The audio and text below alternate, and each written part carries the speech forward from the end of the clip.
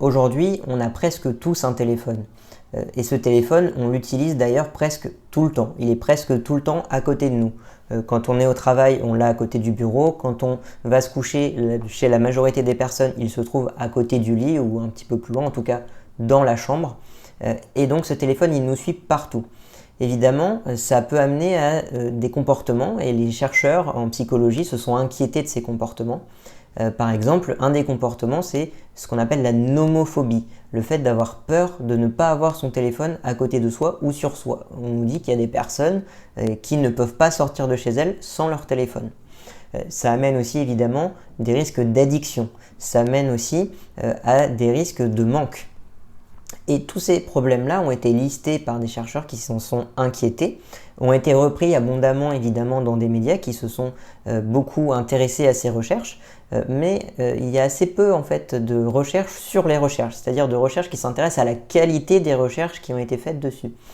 C'est un peu chose faite avec l'étude que je vous présente aujourd'hui, qui s'intéresse aux échelles qui ont été développées pour mesurer le bien-être lié à l'utilisation des téléphones, d'Internet, de l'ordinateur, et le lien avec l'utilisation subjective du téléphone, de Internet, etc. Je vous le décompose. Déjà, ce qui s'est passé, c'est que les échelles datent à peu près des années 90. La première échelle date de 1995. La dernière échelle date de 2018. En tout cas, la dernière échelle compris ces chercheurs.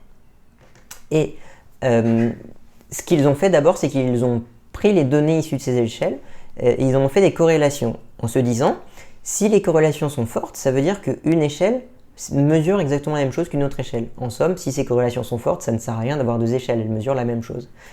Qu'est-ce qui s'est passé? Ils ont pris ces 10 échelles et ils se sont rendus compte qu'elles corrélaient toutes fortement entre elles. Sous-entendu, il n'y a pas besoin d'avoir 10 échelles, une seule aurait suffi.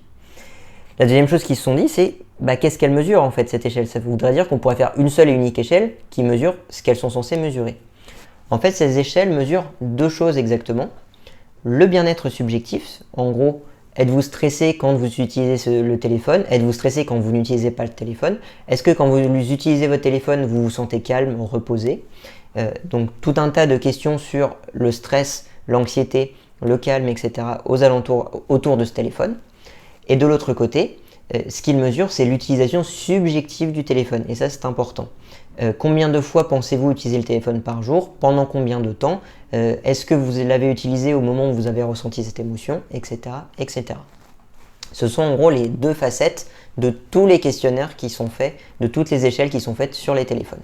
Et la troisième chose qu'ont fait ces chercheurs, et c'est le point clé de cette étude, c'est qu'ils ont rajouté, ils ont regardé les études qui prenaient à la fois des mesures du bien-être, de la santé mentale, de l'utilisation subjective du téléphone, donc ça c'est le classique, et de l'utilisation objective du téléphone. Pourquoi? Parce que moi par exemple, j'ai un téléphone qui me permet de savoir la durée d'utilisation du téléphone par jour, qui me permet de savoir combien de temps l'écran est allumé, et qui me permet aussi de savoir combien de fois j'ai appuyé sur le bouton pour déverrouiller l'écran.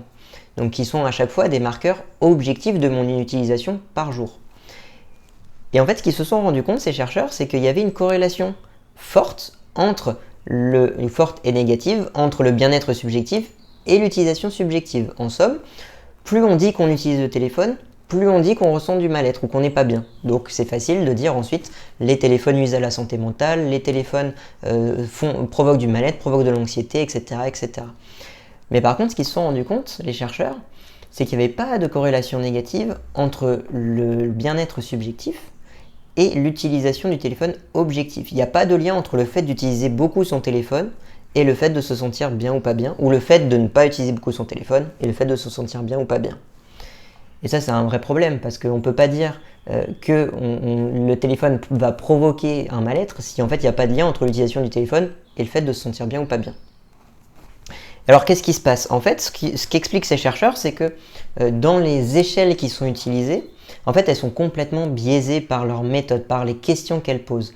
Quand elles disent, quand dans ces recherches on pose la question quand j'utilise mon téléphone, je me sens bien, c'est très difficile de répondre non en fait, ou de répondre, je ne sais pas si c'est une échelle de 1 à 7, 7 je me sens très bien, 1 je me sens très mal, on répond jamais 1, parce que sinon on n'utilisera pas le téléphone, c'est le principe. Si le téléphone si on ne se sentait pas bien quand on utilisait le téléphone, on n'utiliserait pas.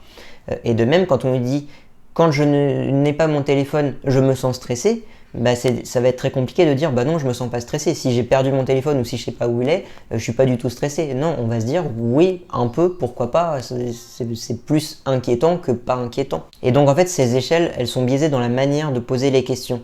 Elles sont biaisées parce qu'elles forcent le répondant à répondre qu'il se sent bien quand il a le téléphone et qu'il se sent pas bien quand il l'a pas. Et ça, bah forcément, ça montre que on est... Et ça, bah forcément, ça va montrer un lien, une corrélation négative entre les deux. Et donc, si on veut améliorer la recherche sur le sujet, il va falloir absolument réussir à mettre en lien les données objectives du téléphone que l'on a, que l'on dispose, parce que les téléphones nous les donnent, et des échelles de bien-être. Il n'y a même pas besoin en fait de mesurer le bien-être subjectif. Pourquoi les chercheurs font ça? C'est tout simplement parce que c'est plus facile. Tu fais un questionnaire avec 15-20 questions, tu mets dans ces questions des questions liées au bien-être, tu mets dans ces questions des questions liées à l'utilisation, et puis tu peux faire directement tes corrélations. Tu as déjà ta feuille de calcul finalement qui te permet de faire tes statistiques. C'est plus compliqué. Et encore pas beaucoup, c'est un peu plus compliqué d'aller regarder ce qui se passe dans les téléphones, de collecter les données des téléphones pour ensuite en refaire des résultats qui en fait seront beaucoup plus fiables si on s'en donne un petit peu plus les moyens. Et donc un des corollaires liés à cette conclusion qui est qu'on ne peut pas utiliser ces échelles pour savoir s'il y a un lien entre le bien-être et l'utilisation du téléphone, c'est que bah, en fait aujourd'hui on n'est même pas capable de savoir s'il y a un lien entre le bien-être et l'utilisation du téléphone. Aujourd'hui il n'y a pas vraiment de recherche qui permettent de montrer ce lien. Mais ça ne veut pas dire qu'il n'y en a pas. La plupart du temps, quand des scientifiques répondent à des questions, ils disent « je sais pas ». Et c'est beaucoup plus prudent que de s'avancer. Voilà, je vous remercie et je vous dis à bientôt pour une nouvelle vidéo.